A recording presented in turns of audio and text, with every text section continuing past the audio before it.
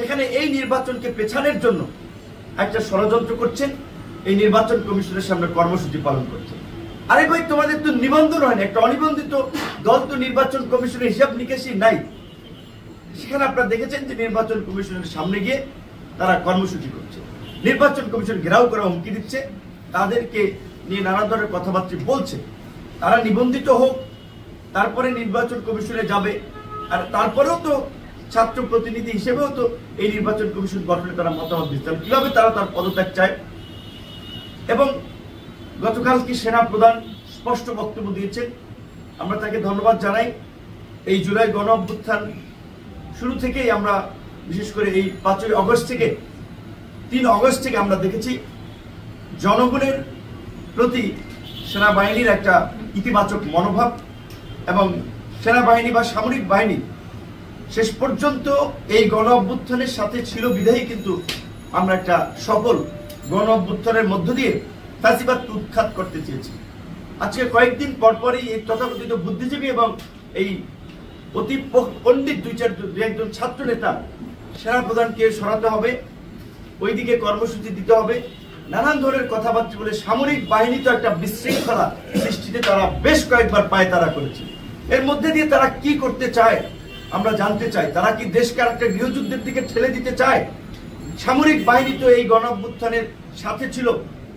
হাসিনা পালিয়ে যাওয়ার পরে এই সেনা প্রধানই তো সব রাজনৈতিক দলগুলোর সাথে আলাপ আলোচনা করে আপনার কিভাবে সংকট নিরসন করা যায় সেই উদ্যোগ নিয়েছিলেন। তাহলে কেন এখন তাকে ভিলেন বানানো হচ্ছে? কেন তাকে বিতর্কিত করা হচ্ছে? এর কারণ সুস্পষ্ট। এই তথাকথিত ছাত্র নেতা এবং তথাকথিত 2-4 বুদ্ধিজীবী এরা আরেকটা বিশৃঙ্খলা করতে চায় 75-এর মতো।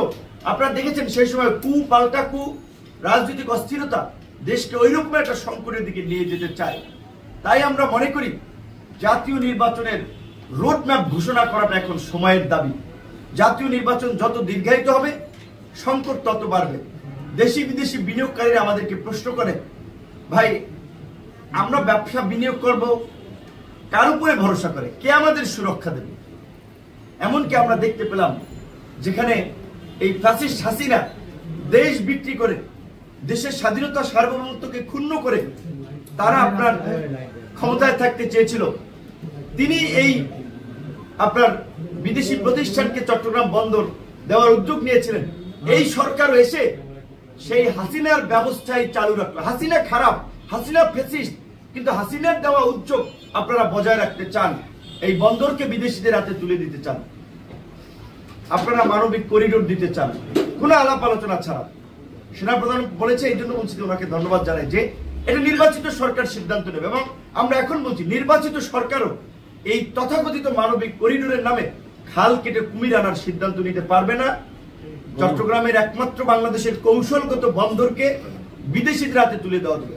ওই জন্য আপনি টেকনোলজি আনেন, টেকনিক্যাল এক্সপার্ট আনেন, বিশেষজ্ঞ আনেন, উচ্চ বেতনে তাদেরকে নিয়োগ করেন, নিজস্ব অপারেটর দেশীয় প্রতিষ্ঠান দ্বারা বন্দরকে পরিচালনা করুন, এবং নির্বাচনী রোডম্যাপ দ্রুত সময়ের মধ্যে একটা পরিষ্কার রোডম্যাপ দিয়ে ব্যবসায়ী, আমরা, রাজনীতিবিদ, প্রশাসন, সমাজের সর্বশ্রেণীর মাঝে একটা স্বস্তি দেন।